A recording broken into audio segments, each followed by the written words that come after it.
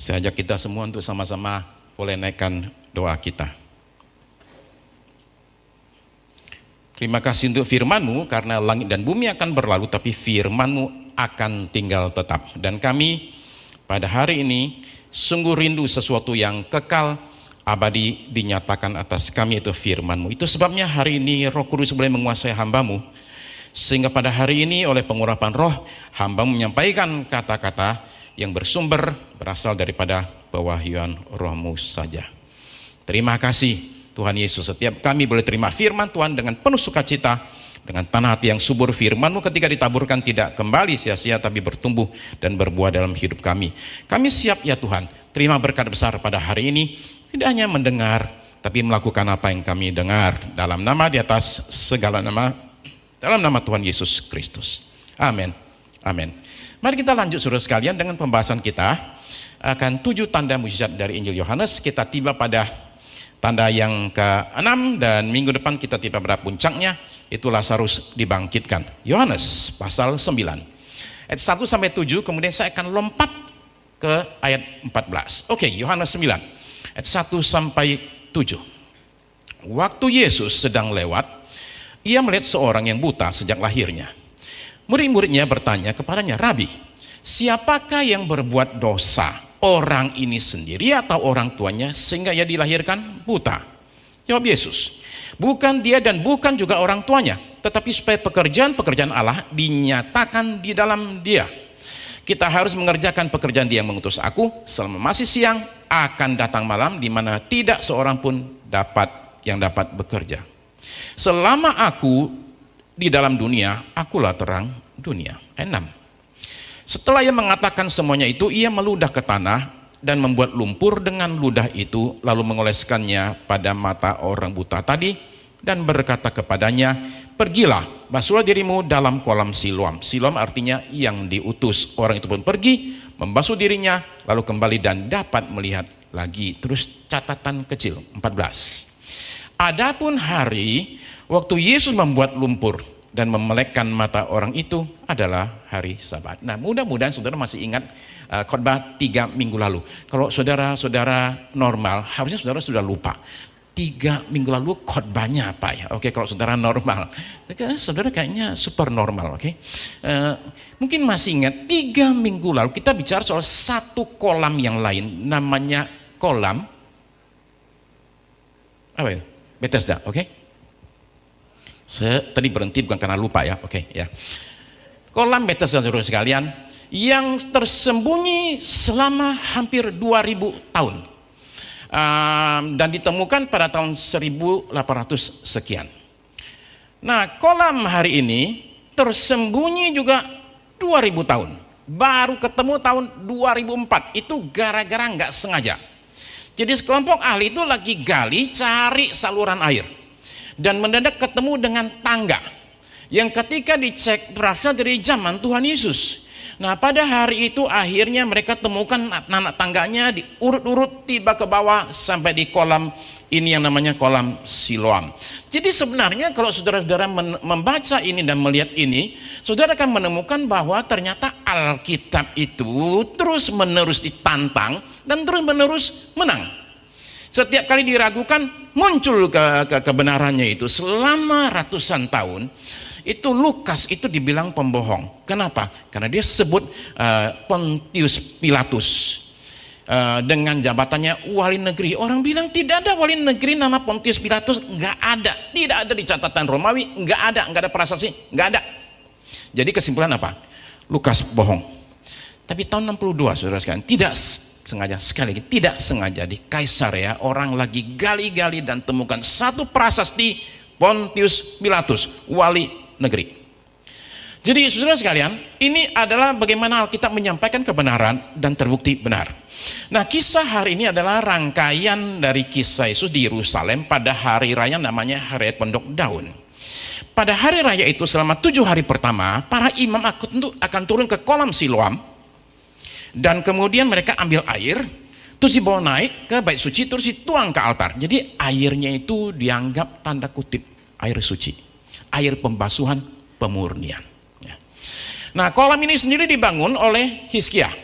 sebagai bentuk pertahanan kota supaya musuh jangan dapat akses ke air tersebut.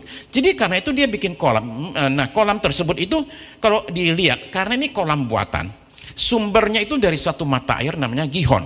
Jadi otomatis kolamnya itu rendah. Nah, ini detail kecil tapi penting untuk memahami bagaimana orang buta ini berjuang keras sekali untuk bisa turun ke kolam itu. Oke? Jadi turun ke bawah.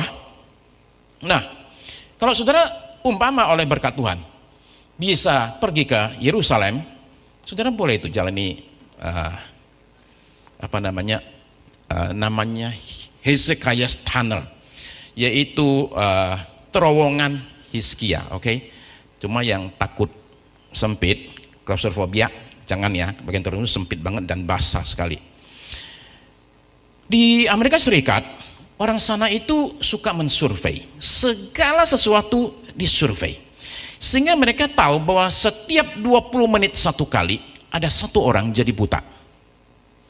Setiap tahun 50.000 orang jadi buta di Amerika Serikat, dan total saat ini ada 20 juta orang buta di Amerika Serikat. Itu disurvei dan ditanyain dan ditemukan bahwa menurut orang-orang ini mereka akan pilih kalau bisa, kalau boleh ya, hilangnya itu yang lain aja deh, jangan mata, oke, jangan buta lah, mendingan tuli kek, mendingan hidungnya kenapa kek, jangan buta. Kenapa? Karena buta itu berat sekali, sebab kita ini berinteraksi dengan dunia pakai apa? Paling banyak itu pakai mata. Karena itu kehilangan penglihatan itu beratnya bukan main. Nah, kasus tadi yang kita baca ini kasus yang luar biasa. Kenapa luar biasa? Kan banyak orang buta sembuh. Bartimeus, nama terkenal itu. Begini saudara-saudara sekalian, yang lain-lain itu punya satu kesamaan. Apa itu? Butanya tidak sejak lahir. Nah, yang satu ini istimewa karena buta sejak lahir, sehingga ayat 32 bilang begini. Coba kita baca 32. Dari dahulu sampai sekarang tidak pernah terdengar bahwa ada orang yang memelekkan mata orang yang buta, dilahirkan buta. Ini kasus istimewa. Nah, tapi yang istimewa lagi adalah klimaksnya. Nah, saudara sekalian, Yohanes ini memilih dari sekian ribu kasus kesembuhan, dipilih 7, dan satu ini masuk, berarti ini istimewa nih. Apa istimewanya saudara sekalian? Mari kita lihat. Nomor 1, anugerah Tuhan ternyata besar sekali. Waktu Yesus sedang lewat, katanya, ia melihat seorang yang buta sejak lahirnya. Yesus lagi lewat. Dia bukan sengaja datang nyari mana ada orang buta yang sejak lahir. Enggak, dia enggak nyari. Dia tidak khusus datang demi orang ini. Dia lagi lewat. Lalu perhatikan, orang ini tidak minta tolong. Dia enggak teriak, Yesus tolong saya. Enggak sama sekali. Kenapa? Karena dia buta. Dia tidak bisa melihat Yesus. Enggak apa-apa. Yang penting Yesus melihat dia. Itu saja. Yang penting Yesus melihat dia, dan orang yang terima berkat besar sekali. Saudara-saudara sekalian, Allah itu menaruh belas kasihan yang besar sekali atas umat manusia. Contoh paling bagus adalah Taman Eden. Di Taman Eden, Adam dan Hawa itu membuat pelanggaran besar sekali, memberontak terhadap penciptanya. Nah, ketika mereka memberontak, ada konsekuensinya, yaitu apa? Mereka mesti diusir dari taman tersebut. Konsekuensi, tolong ingat saudara sekalian, bahwa seseorang itu bisa diampuni perbuatannya, tapi tidak bisa dihilangkan konsekuensi perbuatannya. Orang bisa mencoba lari dari konsekuensi, tapi tidak bisa lari dari konsekuensi akibat lari dari konsekuensi. Saudara akan terus dikejar, ya. Nah, tapi sekalipun mereka itu mesti diusir, Alkitab mencatat begini, di Kejadian pasal 3:21 katanya Tuhan Allah itu membuat pakaian dari kulit binatang untuk Adam dan Hawa ini. Kenapa? Karena mereka sekarang kedapatan telanjang, sekarang kedinginan, jadi dibuatlah yang namanya baju dari kulit binatang. Nah, perhatikan, berarti untuk membuat baju dari kulit binatang, kan jelas ada binatang harus dipotong. Jadi sebenarnya korban pertama dicatat di Alkitab itu adalah buat Adam dan Hawa supaya mereka itu bisa pakai baju. Jadi Tuhan itu menyatakan belas kasihannya, mereka itu diperlengkapi menghadapi dunia di luar Taman Eden. Lalu kemudian Allah itu mengambil inisiatif untuk keselamatan umat manusia buat kita-kita. Dia tidak menunggu kita berubah dulu baru dia datang. Dia nggak bilang kita lihat dulu deh manusia kayak apa. Enggak. Oke. Dia itu mengambil inisiatif karena kata Roma pasal 5 ayat 8, tetapi Allah menunjukkan kasihnya kepada kita dalam bentuk apa? Oleh karena Kristus telah mati untuk kita ketika kita masih berdosa. Jadi kita masih berdosa, dia datang saudara sekalian, karena dia tahu satu hal, kita tidak mampu. Nah, itu namanya kabar baik bagi orang berdosa, bahwa pengampunan dan hidup kekal itu tersedia bagi setiap orang berdosa yang percaya. Dan setiap kita semua, saudara-saudara sekalian, sama semua. Kita semua orang berdosa. Satu, belas kasihan besar. Yang kedua, saudara sekalian, lebih baik berbelas kasihan daripada menghakimi. Rabi, ini salah siapa ya? Sampai buta kayak gitu. Salah dia kah? Dosa siapa? Dosa dia kah apa? Dosa orang tuanya. Saudara-saudara sekalian, saudara menyadari ya, ini kesalahan banyak orang. Termasuk orang dalam gereja, termasuk rasul. Rasul saja berpikir begini, ini orang banyak masalah nih, buta nih. Kenapa? Dosa siapa? Itu yang pertama dipikirkan. Dosa siapa? Gara jadi kayak seperti demikian. Melalui sikap demikian, kita menunjukkan sikap menghakimi orang lain. Dan manusia itu punya kecenderungan besar sekali untuk menghakimi sesamanya. Bukan hanya cenderung menghakimi, tapi hobinya menghakimi dan suka menghakimi orang lain. Saya sih enggak, Pak, puji Tuhan lah ya. Coba pikir baik-baik saudara sekalian. Pernah nggak saudara lihat ke pasanganmu dan bilang gini, ini orang kapan bertobatnya? Gitu mengempel, oke. Aduh, ini orang mesti diapain ya. Pernah nggak lihat ke anak sendiri dan berkata demikian? Tuh kalau gitu terus, itu menghakimi saudara sekalian. Lihat ke orang tua, ini orang kunonya bukan main, kapan dia jadi modern. Nah, saudara sekalian, demikianlah kita ini tanpa sadar ini terus menerus menghakimi. Nah, istilah menghakimi itu bukan dalam arti seperti hakim menentukan siapa benar siapa salah, bukan. Istilah menghakimi itu adalah kecenderungan seseorang untuk melihat kurangnya orang, salahnya orang. Menghakimi adalah memiliki cara pandang yang cenderung merendahkan orang lain. Maka menghakimi itu mematikan belas kasihan. Orang menghakimi gak ada belas kasihan. Menghakimi itu mengabaikan fakta, tapi menyandarkan diri kepada asumsi dan penilaian diri sendiri yang dianggap pasti benar, gak bisa salah.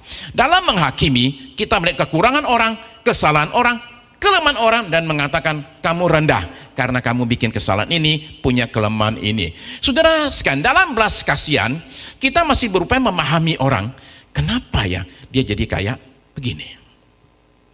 Tapi bukan dengan nada menghakimi. Menghakimi adalah dosa siapa ya? Kalau belas kasihan masih berupaya berempati, bukan membenarkan ya, tapi berempati, memahami. Saya kasih contoh ya. 3 orang kakak beradik perempuan jebak papanya dan tusuk papanya sampai mati. Bertiga kerjasama. Yang satu panggil papanya, yang satu semprotkan itu merica ya supaya papanya jadi nggak bisa lihat, yang ketiga tusuk. Terus yang lain gantian tusuk. Oke. Mati papanya itu.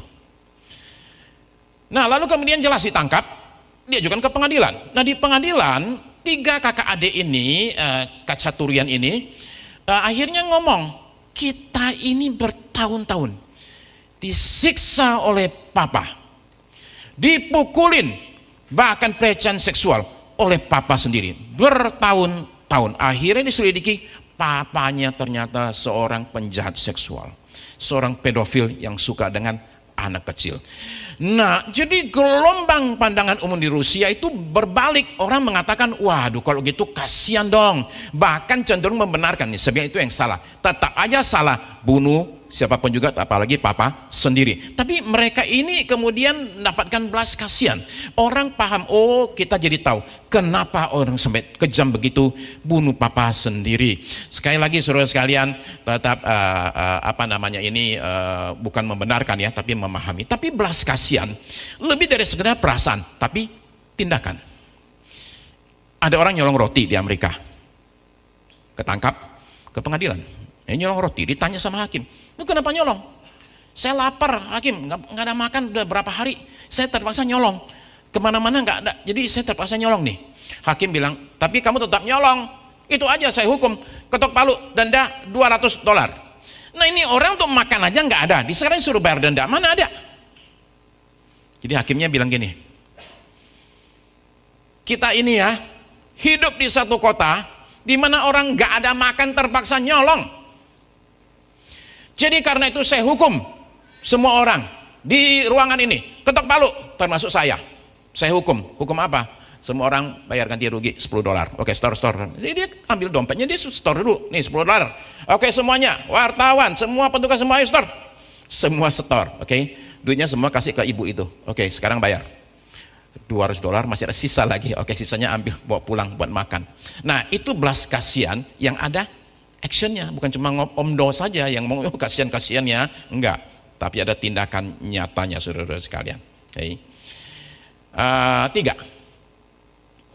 Tiga itu demikian saudara sekalian. Yesus itu ternyata lebih dari sekedar manusia biasa. Dia adalah Mesias, anak Allah. Jadi jelas saudara sekalian, dari 7 mujizat ini tujuan Yohanes cuma satu. Dia ingin para pembaca Injilnya itu menyadari siapa Yesus yang sebenarnya. Nah perhatikan kemajuan orang ini dalam pengenalan akan Yesus, yang orang buta ini. Oke. Pertama, nomor 1, dia hanya kenal Yesus sebagai manusia biasa. Oke. Ya, ini yang dia katakan. Makanya perhatikan jawabnya, orang yang disebut Yesus itu, karena dia nggak bisa buta kan, karena waktu kesembuhan itu yang terjadi adalah dia disuruh pergi ke kolam. Nah dia jalan ke kolam, sampai di kolam sembuh, Yesus sudah nggak ada. Jadi dia nggak kenal wajahnya, mengatakan orang yang disebut Yesus, manusia biasa. Tapi dia naik tingkat. Naik tingkatnya apa? Kedua, ayat berikut 17, dia seorang nabi. Jawabnya, ia seorang nabi, ayat yang ke-17. Nah argumentasi dia tuh begini, mana bisa orang berdosa bikin mujizat? Dia pasti nabi. Oke, naik nih. Oke, dari secara manusia biasa naik, dia itu nabi. Oke, lanjut 3. Dia 33, dia sadar akan hal berikut, bahwa katanya jikalau orang ini tidak datang dari Allah, ia tidak dapat berbuat apa-apa. Ini utusan Allah. Jadi rupanya gara-gara dia diinterogasi, pulang baca ceritanya, dia tuh diinterogasi nggak cuma 1 kali, 2 kali dipanggil, kedua kalinya betul-betul dia dikerjain, dipaksa. Nah dalam keadaan kepepet ini ternyata muncullah dalam pikirannya ini argumentasi, Yesus ini siapa? Jadi perhatikan, makin lama dia makin naik, tetapi dia tiba pada puncaknya di ayat 35 sampai 38. Oke, perhatikan apa yang terjadi. Dia itu anak Allah. Jadi inilah puncak pewahyuannya. Akhirnya dia sadar Yesus ini bukan manusia biasa, bukan sekedar nabi, bukan sekedar utusan Allah. Yesus itu adalah Mesias, anak Allah yang hidup. Nah saudara perhatikan dari mana dia dapat pewahyuan ini? Bukan dari hasil pemikirannya. Yaitu ayat yang coba munculin ayatnya ya, slide berikut. Saudara bisa baca ayatnya, bahwa Yesus itu datangi orang ini, cari dia dan bertanya, percayakah engkau kepada anak manusia? Terjemahan lain bilang anak Allah. Oke, jadi ada 2 versi. Nah, saya perhatikan, dia mengaku dia nggak tahu siapa anak manusia, siapakah dia Tuhan. Oke, siapakah dia Tuhan. Oke, nah, perhatikan permainan katanya ya. Oke, siapakah dia Tuhan? Ayat 36, dia 38 menjadi bukan Tuhan tapi Tuhan. Oke, itu perubahan dalam maknanya, bahasanya tetap sama, tetap dua-duanya itu tetap memakai kata yang terjemahnya maksudnya Tuhan, Kurios itu Tuhan, Tuhan. Tapi oleh si penerjemah kitab kita diganti menjadi Tuhan. Kenapa? Karena dia sudah berubah. Nah, jadi dia akhirnya menyadari Yesus itu juru selamat bukan karena hasil pemikiran sendiri. Yang seperti begini ini memerlukan yang namanya pewahyuan, saudara-saudara sekalian. Itu perlu diwahyukan. Nah, Yesus suatu hari tanya sama murid-muridnya. Oke, kumpul. Menurut orang, aku ini siapa? Oh, ada yang bilang Yeremia, ada yang bilang Nabi mana gitu. Oke, kalau menurut kamu aku ini siapa? Dan Petrus dengan kata-kata yang luar biasa berkata begini, engkau adalah Mesias, anak Allah yang hidup. Dan terus komentar Tuhan Yesus.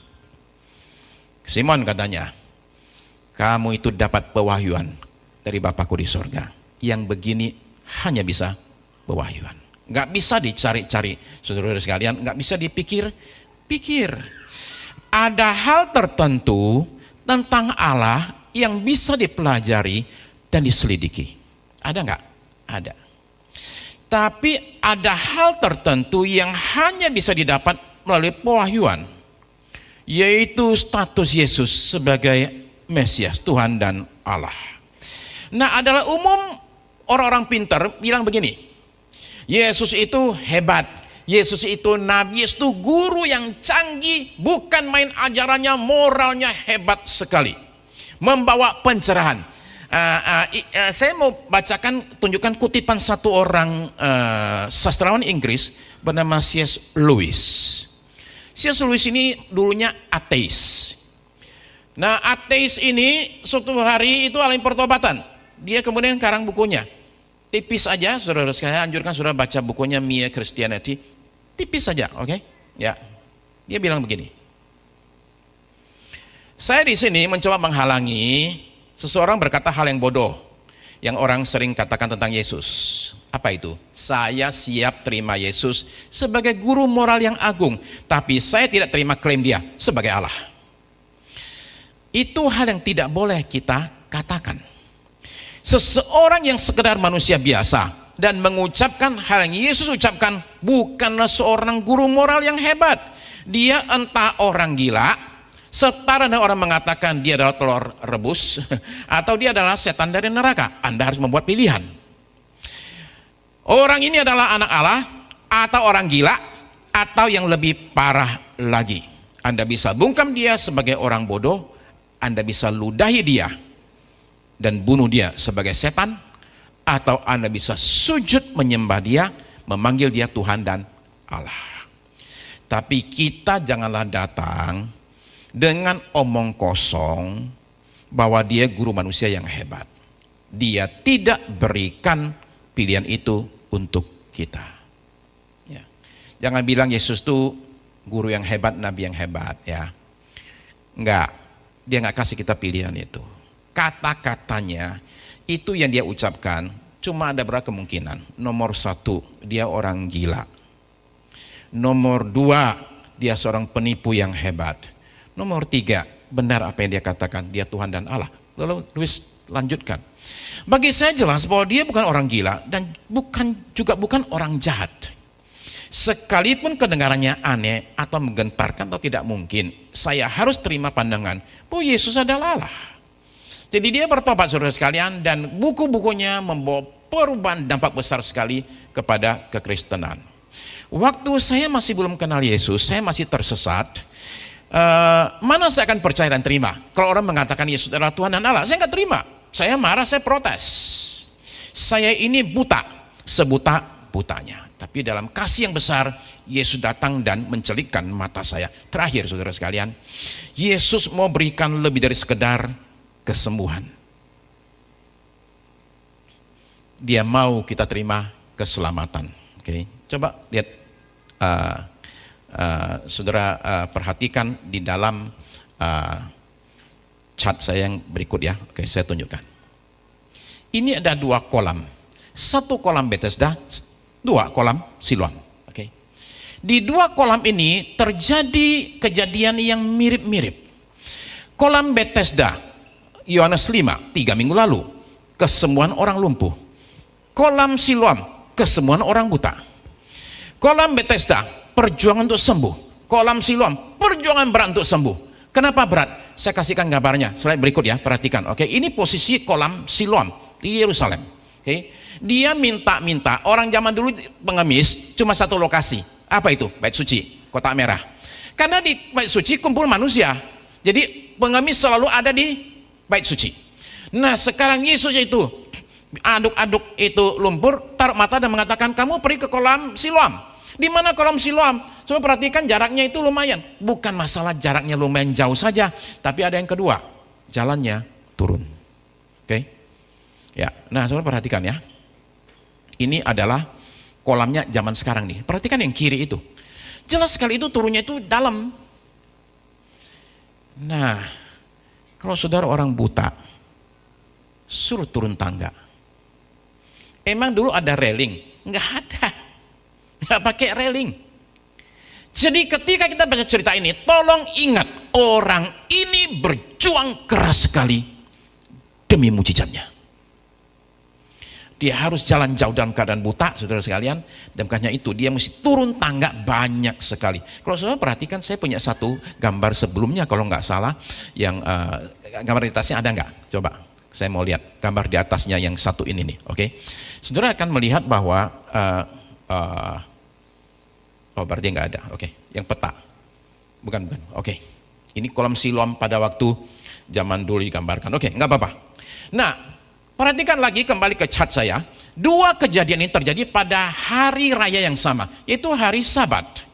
Nah, ini yang memunculkan perlawanan. Kalau Yesus sembuhkan itu orang pada hari Senin, Selasa, Rabu, Kamis, sampai hari Minggu, nggak ada masalah. Sekarang mereka mau bunuh dia. Kenapa? Karena kenapa kamu pilih hari Sabat menyembuhkan orang? Nah, sudah mungkin berpikir, ada apa dengan hari Sabat? Yahudi itu jadi Yahudi kalau tiga hal. 3S istilah saya, oke? 1, Sabat, 2, sunat, 3, santapan. Yahudi harus jaga hari Sabat, Yahudi harus sunat, dan Yahudi harus makan makanan yang istilahnya itu kosher. Bapak Ibu tahu nggak kosher itu seperti apa? Saya kasih gambarannya. Bukan hanya nggak boleh makan daging babi, oke? Ya, bukan hanya nggak boleh makan kepiting, makan udang, bukan cuma itu. Masaknya, oke? Coba saudara sekarang ke Israel ya. Duduk di restoran punya orang Yahudi, oke? Keluarin sambal belibis. Saya nggak tahu kenapa selalu saya lihat orang sambal belibis, nggak pernah sambal ABC. Saya nggak tahu kenapa. Kalau bawa ke Israel pasti belibis. Beneran, saya cek soalnya. Belibis semua, oke? Nah, coba ambil belibis itu dari kantongmu, taruh di meja, plak, taruh aja. Gara-gara itu satu botol sambal, itu restoran tutup 7 hari. Kenapa? Non kosher. Ya, udah haram ini. Jadi cuma gara-gara taruh sebentar. Angkat lagi, 7 hari tutup. Ya, untuk dibersihkan. Nah, Sabat, saudara sekalian. Sabat itu apa sih? 10 perintah Allah, kuduskanlah hari Sabat. Nah, Yahudi nanya, apa artinya menguduskan? Oke, lalu tiba pada kesimpulan, yaitu hari Sabat jangan kerja. Yahudi nanya lagi, kerja itu apa? Ada dasar Yahudi, oke? Jadi mereka kemudian memunculkan 39 kelompok pekerjaan yang dilarang pada hari Sabat. Dari 39 itu dibuat lagi perinciannya, kecil-kecil banget sampai ribuan. Nah, saudara coba bayangkan, pada hari Sabat, hari Sabtu, Jumat jam 6 sore sampai besok jam 6 sore, dilarang nyalakan api, itu nggak apa-apa. Dilarang padamkan api. Sekalipun kebakaran, iya. Kalau kebakaran, diam aja. Kenapa? Ini hari Sabat, jangan dipadamin. Ya, iya benar loh. Rumahmu kebakaran, nggak boleh diapa-apain. Keluar aja, biar aja kebakaran. Kenapa? Hari Sabat. Pada hari Sabat dilarang membawa dompet, bawa kunci juga nggak boleh, 1 biji nggak boleh. Kenapa? Itu namanya memikul beban. Dan pada hari Sabat dilarang pakai gigi palsu. Itu juga termasuk yang namanya memikul beban. Pada hari Sabat dilarang ngaca. Karena kalau Anda ngaca, Anda lihat ada uban, Anda langsung tek satu, itu namanya menuai. Jadi pada hari Sabat dilarang menyisir rambut palsu. Aneh ya? Oke, rambut palsu, jelas loh, disebut loh rambut palsu. Kenapa? Kalau Anda waktu sisir, nanti ada satu yang terlepas, itu namanya menuai. Dan untuk itu orang dihukum mati. Oke. Pada hari Sabat itu berbagai hal yang terjadi yang maksudnya aturannya itu bisa baca ya, oke, tinggal dicek, oke, di internet ada itu, oke. Di mata Farisi, Yesus langgar 3 hal tentang hari Sabat. Nomor 1, dia meludah dan membuat adonan lumpur. Itu nggak boleh. Nah, ini aturannya ya. Pada hari Sabat boleh meludah ke batu, boleh, nggak melanggar. Tapi dilarang meludah ke tanah atau debu. Kenapa? Karena kalau itu ludahnya kena debu, nanti bisa dibikinin adonan. Nah, itu namanya seperti orang bikin roti. Kalau saudara mau tahu lebih parah lagi, begini. Adonan itu ada 4 macam. Ini ada aturan tertulis ya, oke. 4 macam. Yang agak tebal dan agak sulit itu, tebal, itu nggak boleh. Kedua, yang agak encer dikit, itu boleh asal ketika bikin adonannya, gerakanmu tidak boleh muter. Tapi gini, oke. Ya, kalau muter, melanggar hari Sabat. Kalau gini, nggak melanggar, oke. Lalu yang lainnya makin cair, makin cair. Nah, Yesus ini katanya bikin adonan. Itu yang menjadi masalah. Pelanggaran kedua, menurut para rabi, hari Sabat dilarang menyembuhkan orang sakit. Ini aturannya, dengerin ya. Kalau Anda melihat ada orang kakinya patah pada hari Sabat, Anda boleh membuat kakinya jangan tambah parah, tapi tidak boleh bikin kakinya tambah baik. Itu dilarang, oke. Ketiga, Yesus pakai ludah, itu nggak boleh, ya, karena ludah itu obat. Hari Sabat dilarang menyembuhkan. Saudara-saudara sekalian, banyak orang buta di dunia ini. Ya, kalian perhatikan chartnya lagi ya. Kita tunjukkan ke bawah. Kita akan tutup sampai di sini. Yang kiri kolam Bethesda tidak kenal Yesus sama sekali, yang kanan tidak kenal Yesus cukup dalam. Yang kiri melaporkan Yesus, yang kanan membela Yesus. Yang kiri diberi peringatan oleh Yesus, yang kanan diberi pewahyuan oleh Yesus. Yang kiri tidak menyembah Yesus, yang kanan menyembah Yesus. Maka saya berkata, coba dengar baik-baik, mujizat saja tidak cukup. Tante saya dari Semarang datang, saya masih kuliah di Jogja. Dia bilang, katanya pendetamu itu sembuh-sembuhin orang ya? Ya, emang kenapa? Boleh nggak doain aku? Banyak masalah nih. Tante saya adalah budanya ketat sekali. Ya, boleh ya, ke gereja lah. Oke. Duduk di situ dikasih minum sama Pak Pendeta. Dikasih minum teh. Kata tante saya, maaf, makasih, saya nggak minum teh. Kenapa? Saya kalau minum teh, saya akan langsung muntah-muntah dan barangkali tersungkur di lantai. Muntahnya parah sekali Pak Pendeta. Dari sejak kapan? Wah, udah berpuluh-puluh tahun kayak gitu. Saya udah berpuluh-puluh tahun nggak pernah minum teh. Oh gitu ya, minum aja nggak apa-apa. Nggak mau saya. Nggak, minum aja. Nggak akan terjadi apa-apa. Tante saya minum, kayak di depan saya. Dikit. Saya minum lagi. Setengah gelas habis. Maklum udah puluhan tahun nggak minum teh. Terus kata pendeta saya, berapa lama biasanya mulai muntah-muntah? 5 menit. Kita sekarang tunggu 15 menit. Ditunggu 15 menit. Nggak terjadi apa-apa. Tante saya kemana-mana tuh bersaksi. Saya ini didoain sama pendetanya Sukirno. Nggak bisa minum teh. Minum teh sekarang. Kemana-mana bersaksi. Ke gereja nggak? Nggak. Sampai dia meninggal, dia nggak percaya. Okay. Jadi sudah perhatikan ya, mujizat saja tidak cukup. Jadi ada orang di kolam Bethesda alami mujizat dan nggak dapat apa-apa nih. Tapi ada orang kesembuhan dan ternyata dapat sesuatu, saudara sekalian. Kisah ini beritahu kepada kita bahwa Tuhan itu nggak pernah maksa manusia. Dia ambil inisiatif, dia kemudian tunjukkan jalan, dia nyatakan mujizatnya dan pertolongannya, tapi pada akhirnya kembali ke orang masing-masing. Ini masalah free will, kehendak bebas. Manusia itu mau percaya apa enggak? Enggak pernah dipaksa, saudara sekalian. Ya, saudara ingat anak muda datang minta jalan untuk hidup kekal, dikasih tahu, dia putar badan pergi. Dan Yesus nggak pernah bilang gini, tunggu, kita ngomong dulu. Enggak. Ini adalah bicara pilihan bebas, saudara sekalian. Sudah terkasih, ada banyak orang buta di dunia ini. Karena ketika saya baca kisah ini, saya baru sadar yang di kolam Bethesda itu ternyata penyakitnya enggak cuma lumpuh, tidak cuma pengharapannya hilang, orang itu ada sakit yang lain lagi. Ternyata dia juga buta. Dia lumpuh dan buta. Buta apa?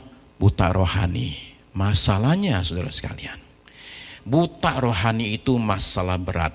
Yang buta tidak pernah sadar dia buta, maka dia tidak pernah cari pertolongan. Saudara sekalian, ada banyak orang buta tidak tahu Yesus siapa, karena kalau dia tahu dia akan menyembah Yesus. Saya dulu buta, umur saya 23 tahun, ketika saya sesombong-sombongnya dan merasa saya bisa hidup tanpa perlu Tuhan. Seorang pendeta dari dalam mobil tunjukkan satu jari ke saya masih ingat. Dia tanya, minggu kemana? Saya bilang, minggu jaga toko. Dia tunjukkan jari satu dan bilang gini, nggak boleh gitu, orang hidup perlu Tuhan. Minggu ke gereja ya, gereja saya ya. Saya nggak pergi. Okay. Akhirnya saya pergi dalam keadaan parah sekali penyakit saya. Saudara-saudara sekalian, saya terima kasih kepada Tuhan untuk karunia-Nya yang luar biasa. Saya tersesat dan sakit-sakitan selama 9 bulan. Yesus mengasihi saya dan menemukan saya. Dia menyembuhkan saya dan beri saya hidup yang baru. Maukah saudara terima hidup baru itu? Mari kita berdoa. Saja kita semua sama-sama bangkit berdiri. Termasuk saudara yang ada di rumah masing-masingnya ikuti ibadah ini secara streaming.